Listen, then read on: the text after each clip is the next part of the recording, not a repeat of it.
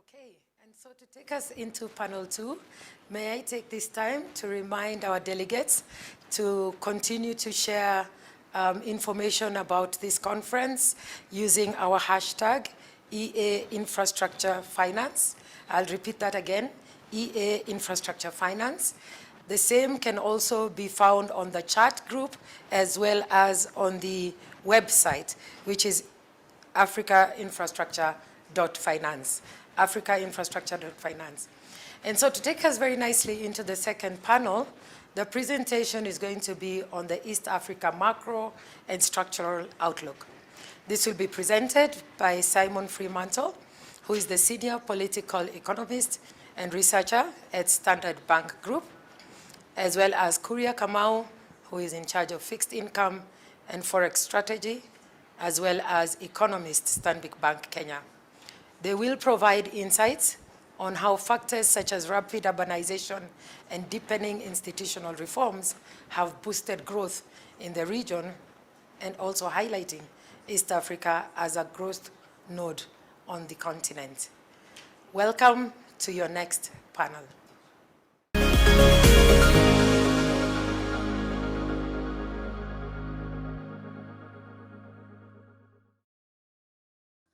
Good day, everybody. My name is Simon Freemantle. I'm a senior political economist for Standard Bank, based in South Africa, but covering some of our bigger picture Africa macro themes. Today, I just want to talk to you for 10 minutes about some of the structural trends that we see underlying not just Africa's, but particularly East Africa's economic and institutional appeal. About a decade ago, I wrote a series of 5 reports which looked at these underlying continental themes, the one being demographics, the second being urbanization, the third being technology and particularly technological leapfrogging, the fourth being political and institutional reforms, and the last being financial deepening and financial inclusion.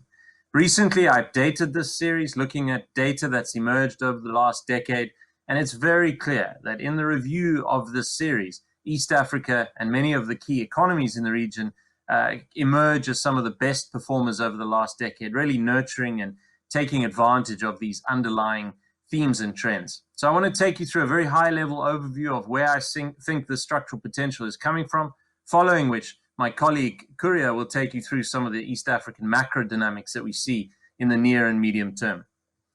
The first really, as I said, is around demographics and income. Now, the argument behind this is that as your population rises and begins to decline, or the pace of population growth declines, you start to be able to appreciate or realize what's called a demographic dividend. So a fast-growing youthful population where you have a maximum bulge in your working age, productivity can rise, and of course the industrial benefits that can accrue from this are quite meaningful. Another advantage, of course, if it's coupled with economic growth, is that you have a larger income and middle-class grouping which contributes towards consumer spending and has positive knock-on effects for economic outcomes, of course.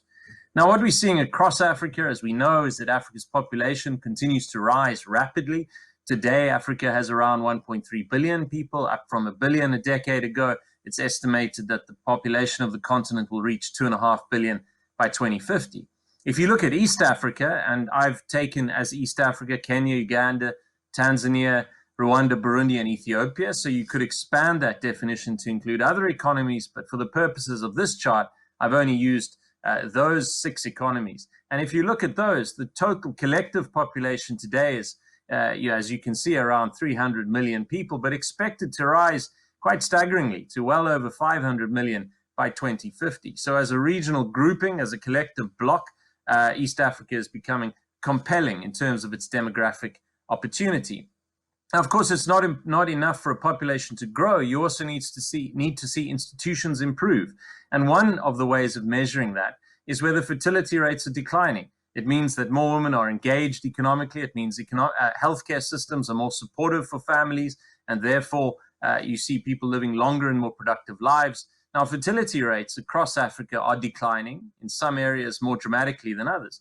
But in East Africa, you've seen some particularly precipitous fertility rate declines over the past 10 to 15 years, really in tandem with rising and structural economic potential. To take 2 examples, as I've seen on the bottom right-hand side of this chart, you can see that Kenya's fertility rates stood at the turn of this century at about 5, so that's average of 5 children for every woman in the country. they sit now at about 3.2 and are expected to get to 2.3 by 2050. And when you reach a fertility rate of 2 on average, that's what's called the replacement rate, where your population is no longer growing.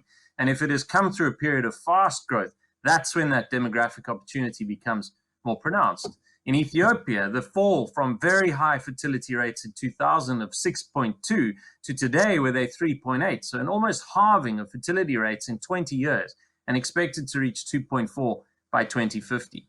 So the populations are rising, but the population growth is starting to tail off as these compounded economic opportunities become more pronounced. Now, the working age, of course, is one of the benefits of that. And in Ethiopia, for instance, they have a working age the same size as that of Northern Europe and the UK combined. So clearly, when it comes to longer term industrial opportunities, Africa, and even particularly East Africa, is at the forefront of some of those advantages. Now, again, within the demographic argument, it is also important in building a consumer base. We're seeing that in the 2000 to 2010 period, Africa's per capita gains were quite pronounced, largely driven by large resource-rich economies like Nigeria, Angola, and South Africa. Between 2010 and 2018, we saw per capita flatlining at an aggregate level across sub-Saharan Africa because these large economies have underperformed, Nigeria, South Africa, Angola in particular. But in that period, if you look on the graph on the bottom left, East African markets have really picked up the slack, and you've seen tremendous per capita growth out of these markets. Ethiopia, in that 8-year period, saw per capita income growth of 125%. Kenya, of just under 80%. You saw in other economies in East Africa, including Tanzania, you saw substantial per capita income growth during that period of time.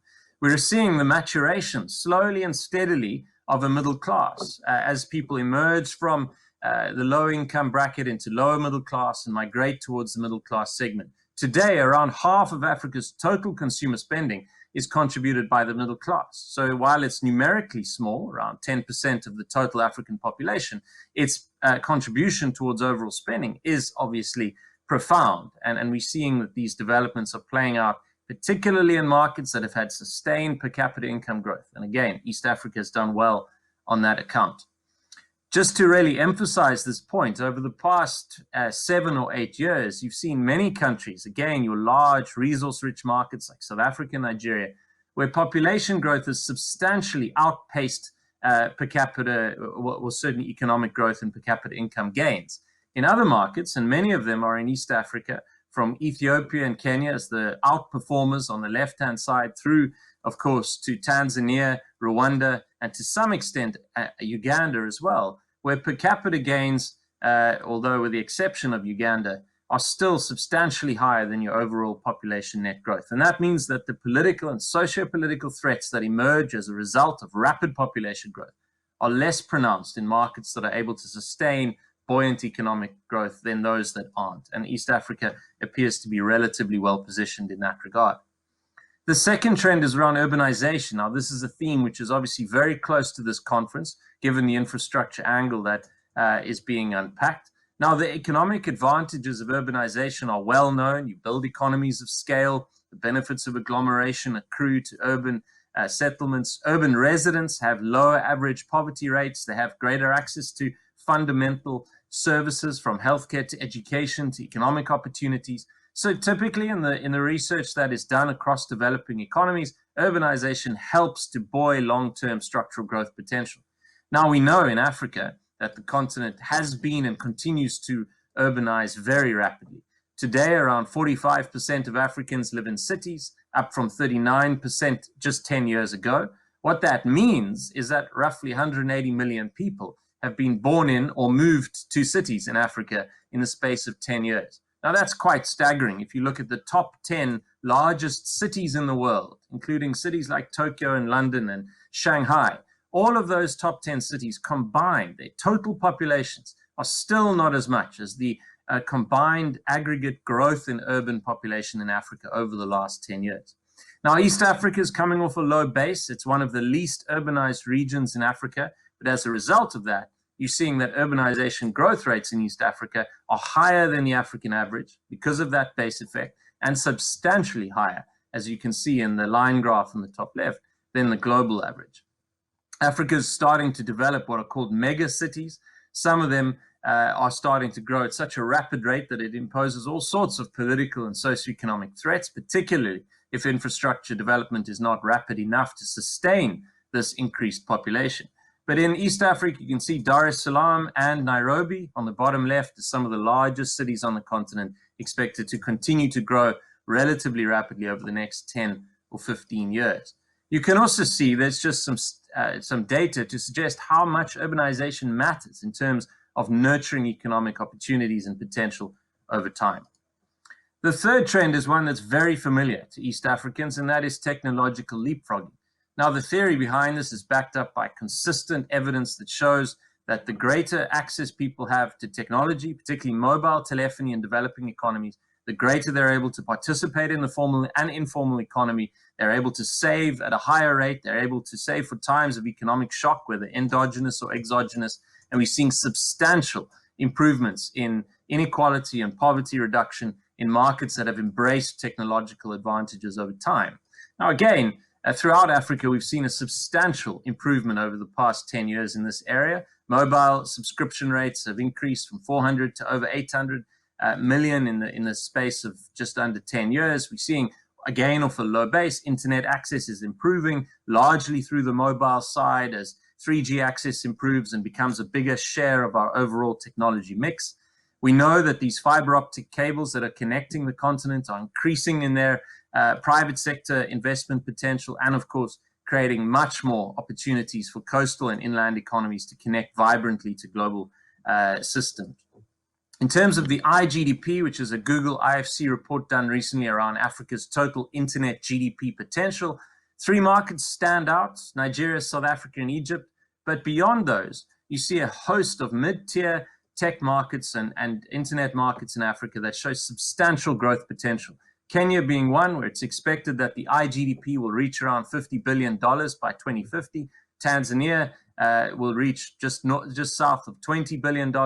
And even Rwanda, at its relatively small scale as a country, within the top 15 or 20 markets in terms of iGDP in Africa, which is quite a stunning achievement given the numerical disadvantage that it has and, of course, the landlocked nature of the country.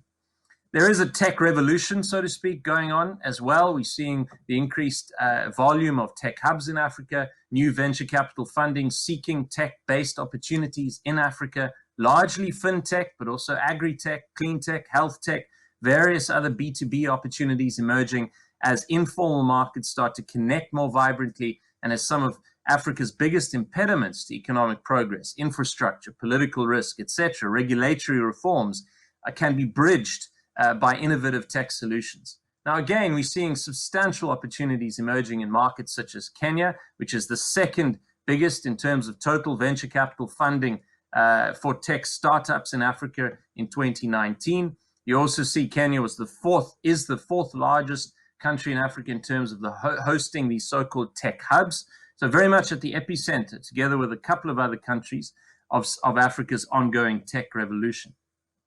The last trend that I want to talk about is around political and institutional gains, which is really a foundational thesis. You're not going to get far without ongoing rule of law, political stability, democracy, changes and improvements. Across Africa, we've seen very impressive developments in this regard. Africa now is substantially more democratic than it was 10, 15 years ago. Yes, there are clawbacks. Yes, there is still substantial political risk in many markets in Africa. Some elections are not free and fair. But at an aggregate level, we're seeing that the measurements show that Africa's democratic scores are improving quite substantially. We're also seeing that in terms of overall institutional performance, and when I measured these in the report that I wrote, I aggregated the rule of law score as measured in the World Bank's World Governance Indicator, together with the control of corruption score, the government effectiveness score, and the political stability in the absence of violence and terrorism scores. And I pulled together an aggregate, and I looked at how countries across Africa had performed across these measures since 2000.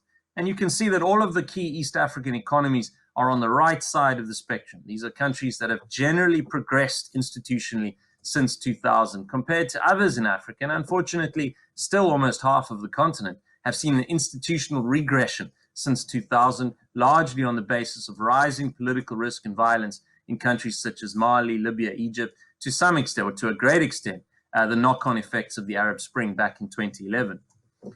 So that's really the thesis, is to say that Africa is still showing substantial signs of structural potential, largely leaning on these trends as well as others. And East Africa appears to represent more fully than almost any other region in Africa the full breadth of these opportunities. And with that, I'd like to pass over to my colleague Kuria, who will take you through some of the macroeconomic dynamics for the region. Again, pointing to some of the key opportunities and the linkages to the conference theme around infrastructure development. Thank you very much.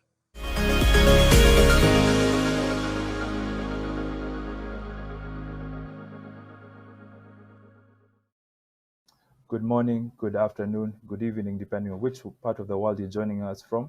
My name is Kuria Kamau, and I'm the East African Regional Economist, and I'm here to talk to you about our outlook for 2020 and also the early part of 2022.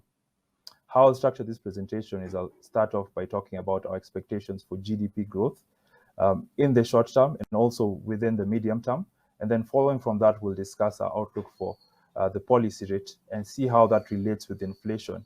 We'll finish it off by discussing our outlook for the fiscal deficit, debt levels, and then finally the currency.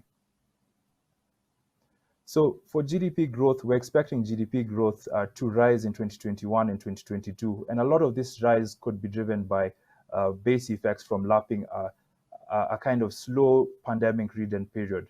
So this time last year, we were in the throes of the pandemic, which resulted in a slowdown in economic activity. But this year and also going to next year, we're expecting fewer public health restrictions, which could lead to an improvement in GDP growth. Also, on the other hand, we're expecting to see infrastructure spending by the various governments to boost economic activity. Another sector I think that's worth mentioning is the agricultural sector. It's the largest sector across all three countries, and good rainfall could mean good things for the agricultural sector and also good things for the economies in general. So if you look at the individual countries, we're expecting growth in Kenya to rise from a contraction of 0.3% last year to 4.5% in 2021. And then because of the elections next year, we could see growth slow down to 4.2%. For Tanzania, we're expecting growth to slow down from 4.8% that we saw last year to 4%. But that being said, we're expecting base effects to be a big driver, and therefore growth could accelerate to 6.5%. Uganda, we expecting growth to remain fairly flat around 3% before rising to 4.5%. The reason why we're expecting to see flattish growth this year is because Uganda has had very stringent public health restrictions. In fact, a few months back, they came out of a 42-day lockdown there.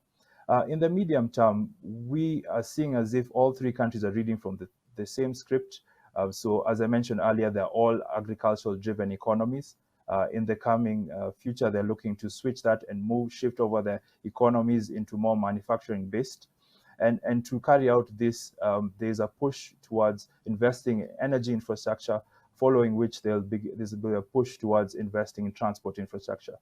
So the rationale for investing in energy infrastructure is to bring down your power tariffs, attract multinationals into your country to set up industries.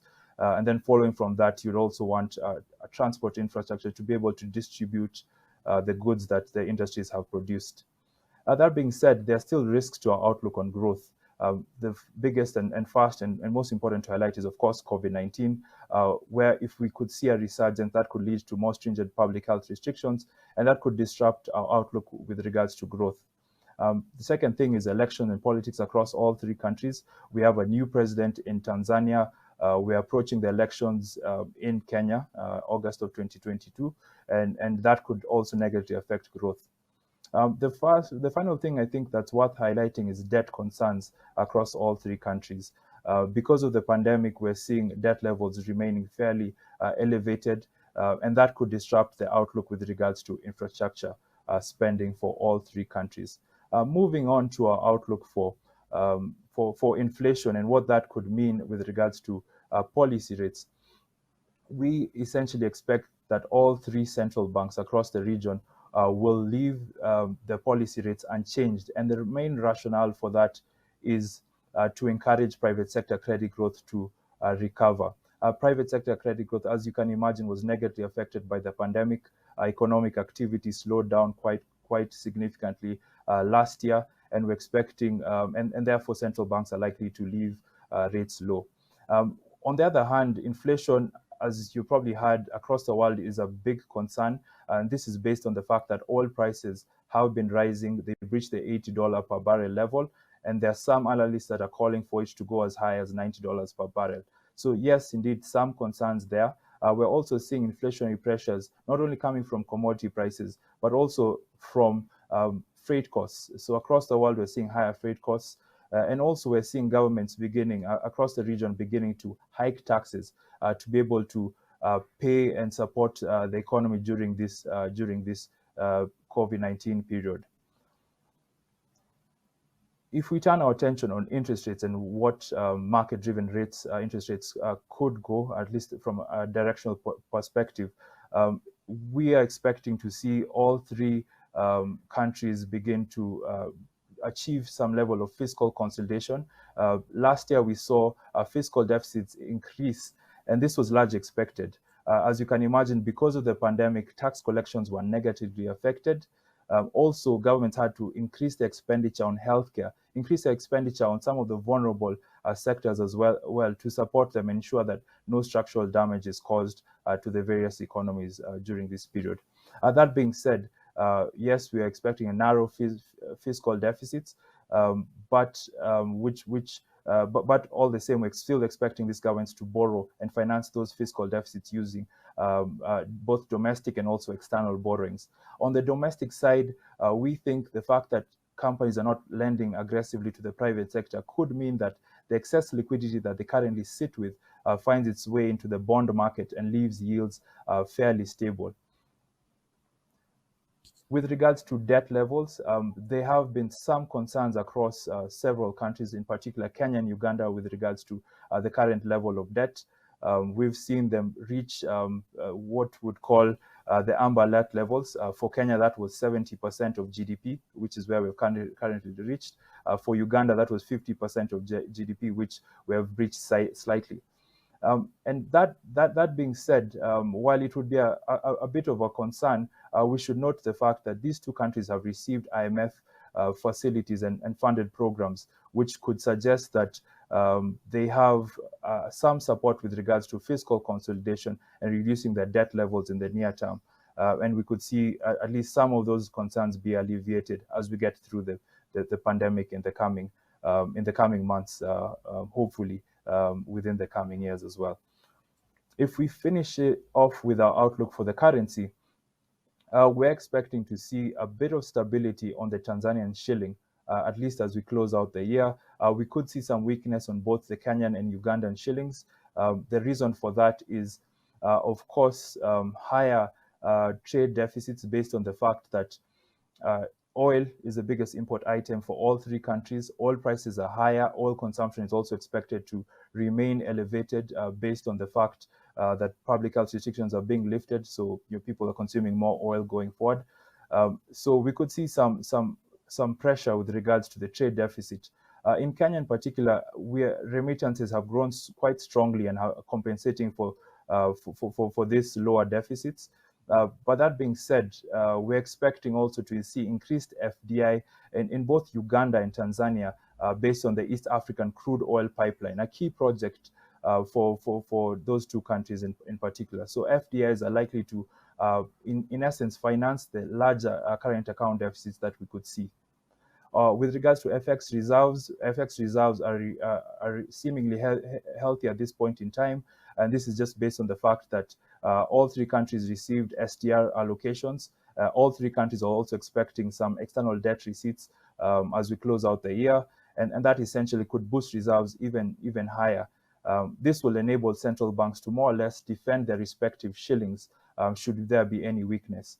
So we could see some near-term stability, at least with regards to the Tanzanian shilling, a bit of pressure in Uganda and Kenya, but I think going to next year is when we could see slightly more weakening across all three countries. Of course, that will be based on what we're seeing on the global side with interest rates and monetary tightening beginning to come through. Thank you. That's it from me. you.